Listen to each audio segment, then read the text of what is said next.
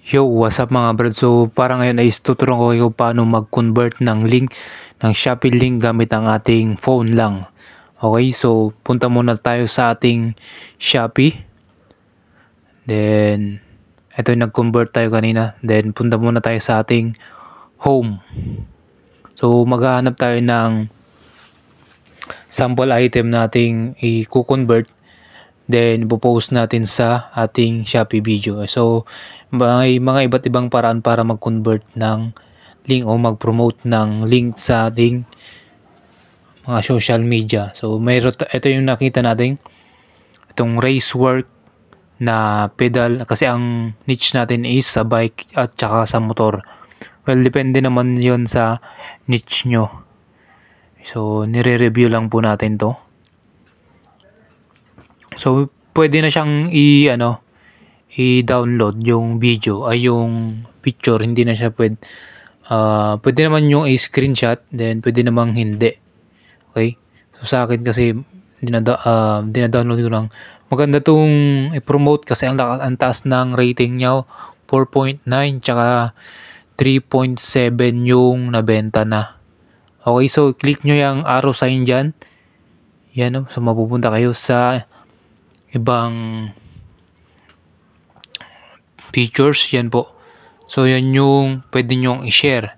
Okay, so click nyo lang yung share sa baba, then download all videos. So magda-download na yan sa phone nyo. Mga sa 15 picture po yan. Once na tapos is copy natin yung cafe info. Yan sa baba din lang. Yan o. Yung tinuturo ng arrow sign. Then, pupunta tayo sa notes. So, depende yan. Lahat naman ng phone may notes yan. So, i-edit lang muna natin yung cafe info niya. Tanggalin natin yung mga price, mga checkout na words. Then, i-edit natin. Lagyan natin ng ibang caption. Maliban lang yung details ng ng item. Then, available sa Shopee yan. Pwede nyo gayahin yan. Yung lagay ko sa baba. Yung call to action. Then, so, ang kukunin naman natin is yung link sa baba. Kita yun sa link sa baba. So, wait lang natin guys. Naglo-loading po. Ito yung promote natin itong racework crankset na para sa mountain bike.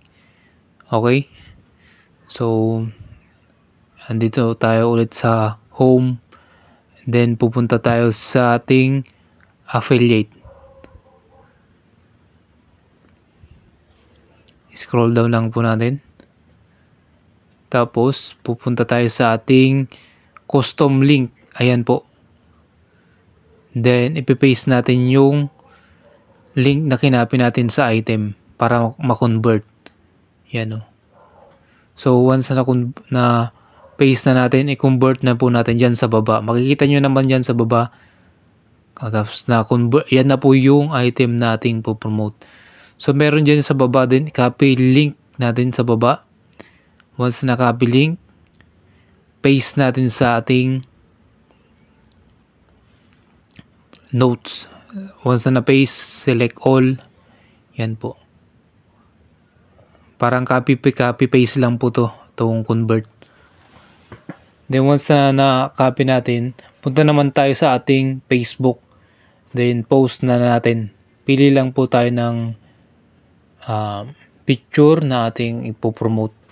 So yung na-download natin kanina, napunta na po dyan. Then i-paste na natin yung ating in-edit. Edit nyo lang yan. Lagyan nyo ng space. Then ready to post na. So, double check pa natin to guys. So, madali lang naman siya gawin. Pag gusto, ito yung ginagawa ko pag nagko-convert o nagpo-post din ako sa social media. Okay, so i-share natin sa group, sa mga bike groups. So, wait lang natin. Nag-posting na po siya. Yan o. So, hindi lang po sa Shopee video tayo, sa social media din po. Wait nyo lang guys hanggang ma-post po natin. Kasi do-double check pa natin to kung yun talaga yung item. Okay? So pag clinic nila yan, tapos kahit hindi sila umorder sa yung item na yan, basta na-click nila yan within 7 days, may commission kayo basta mag-check out po siya. Okay? So yan o. Pag once na blue, i-click muna natin, na post na. I-double check muna natin mga brad, kung yan talaga yung item na lalabas sa Shopee. Continue lang natin.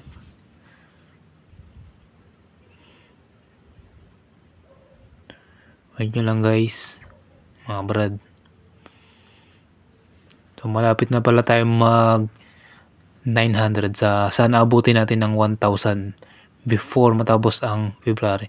So ito na po yung item na na-convert na.